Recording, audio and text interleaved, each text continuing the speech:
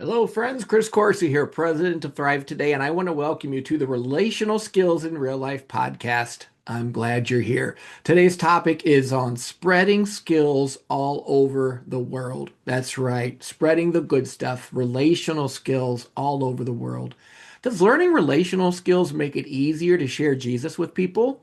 Will relational skills benefit your ability to share all over the world? Well, friends, we've got some thoughts on this today, and I'm really glad to be here with you and talking about such an exciting topic.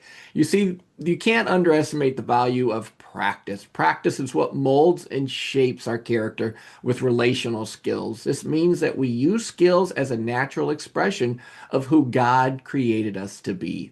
So when we practice relational skills, they become embedded, internalized into the fabric of our character, the DNA of who God created us to be. We can express the life of Christ.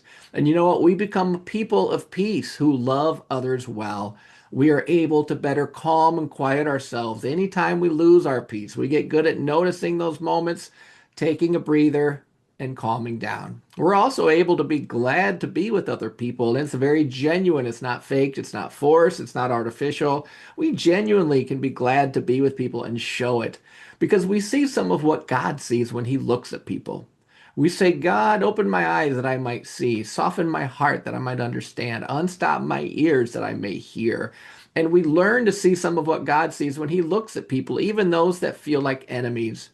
And you know what? We return to joy from our upsets. We bounce back from those times we feel sad, mad, or hopeless, or disgusted, or whatever the emotion is. Our brain actually has something on file. And we stop when people need a breather. We get really good at creating safety in our communities because we are a people of gentle protectors. We are people who rest well and who invites other people to rest.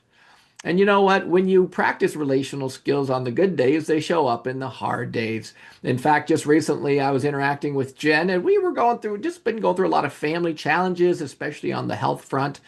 And she said the other day, she said, you know, I'm surprised at how, much gratitude has been coming to my mind, even though we've been dealing with a lot of hard, exhausting challenges. Jen was noticing that she was practicing gratitude. She would say, hey, I'm really glad this happened now instead of later when, this could have been much worse. So, in the midst of our challenges, she was still practicing gratitude because she'd been practicing relational skills. And you know what? There's few places that are exciting as relational skills transforming as evangelism. Evangelism, right? Think about how evangelism can be improved when we are a people who are more aware of God's closeness and God's presence.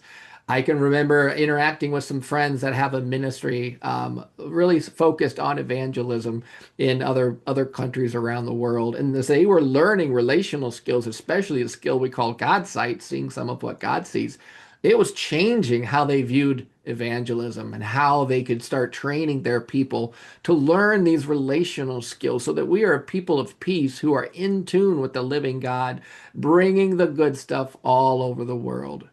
So, friends, as we taste the fruit of relational skills, it inspires us to want to change others, to share this with others in order to let them know about the good stuff because the good stuff can spread in this world. Joy is contagious. And so imagine, like for an evangelism ministry, people who are genuinely glad to be with others, right? They're genuine, authentically just glad to be with people, and they reflect God's peace and God's joy. Well, friends, this brings us to Megan, a Thrive friend here who's a missionary. And Megan came across relational skills. Let's listen in to what Megan has to say. Hello, my name is Rebecca Glazer, and I'm serving as the Thrive Premier Training Event Coordinator.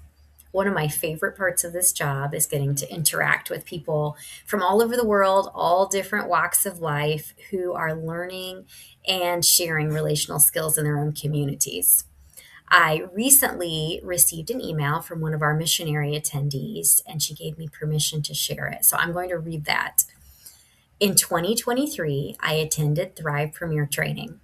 I had already been serving in Africa for almost 7 years at the time, and I was burned out and full of anxiety from my work. At that point, I wasn't really sure I would be able to keep serving overseas.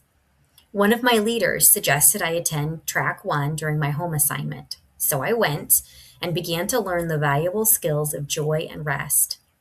My anxiety did not vanish immediately, but after a year or so of practice, I began to notice a change. I had more capacity and was able to deal with the challenges of the place I was serving with more peace. I could acknowledge my emotions and feel them instead of shoving them aside. I was able to love and serve my neighbors better because I knew how to rest and return to joy and became quicker to recognize enemy mode in myself. In 2025, on my next home assignment, I got to attend track 2. After this track, I have begun to develop skills in acting like myself, even when I face hard circumstances, and am slowly learning what it looks like to live out of a place of joy instead of being motivated by fear. This is crucial as I live out before my neighbors what following Jesus looks like. I still have a lot of growth to go, but I'm so thankful for the ways the Lord has used Thrive trainings to restore me, and am expectant to see how it will impact those I serve. Thank you so much, Megan, if you're listening, for sharing that with us. It's really an encouragement to hear how learning skills at training is affecting your real life. And I would just like to invite you, if you are someone who would like to support missionaries in this way of helping them attend through our missionary scholarship program, that you can contact us. Let us know if you're interested, and we'll let you know how you can do that. Also, if you are a missionary who raises your own support, or you know a missionary who would be interested in relational skills, contact me. I would love to tell you how we can get you started on the scholarship process and how you can join us for a future training. My email is Rebecca, Rebecca, at thrivetoday.org. And we would just love to have you along with us as we start sharing these relational skills all over the world. Wow. Well, thanks. Many thanks to Rebecca for reading Megan's testimony. And what an encouraging note from Megan. Several things stand out as I listen to those words. Megan has a wonderful story about how relational skill practice has made a real difference in her life, particularly with the anxiety that she's been dealing with. Anxiety can be really hard to navigate and to manage. But as she was practicing relational skills, they were growing her capacity. They were reshaping what the fuel that her nervous system runs on, which is joy and peace. And you know what? What I really enjoyed about Megan's story is that her transformation didn't occur overnight. It took time, it took practice to really grow and develop relational skills. And she needed to grow that capacity. So, friends, I love that example. Sometimes we just want this, drive-through response really fast. God would just zap us and we would be fine. But maturity and capacity and relational skills could take a little time. We have to tend the garden and work the garden. Over time, the good stuff starts to grow. What I really appreciated, Megan came back for track 2, and that really took her training and her growth to a whole new level.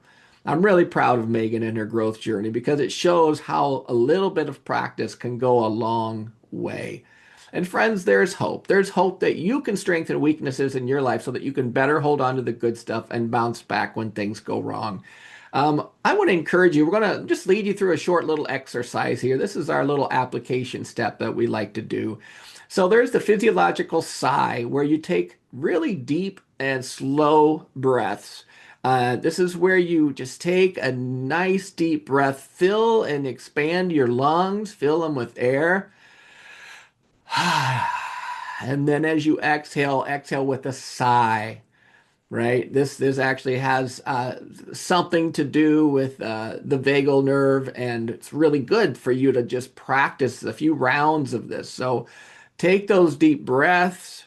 Inhale as deep as you can and exhale with a sigh. And while you do this little exercise, I want to invite you to remember a gift that God has given you while you breathe in and while you breathe out. Just ask the Lord to bring to mind a gift that He's given you and think about that gift while you do your breathing. If just do even a couple minutes of that breathing, thinking about God's gifts, and you can even express your gratitude for God, to God for the gifts that came to mind.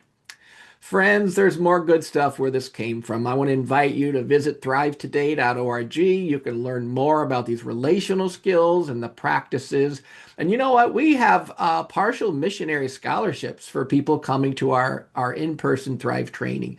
So we want to invite you. If you know any missionaries, there are partial scholarships that they can take advantage of. And if you can't attend the training, I just want to invite you to consider joining one of our online courses. We have a new membership now where you can get access to all the materials, the practices, and you can attend our practice classes as well. Friends, a lot of good stuff here. As you know, we at Thrive Today are very passionate about spreading the good stuff far and wide. So it's my prayer that this day will be the start of something good for you. Bless you, friends.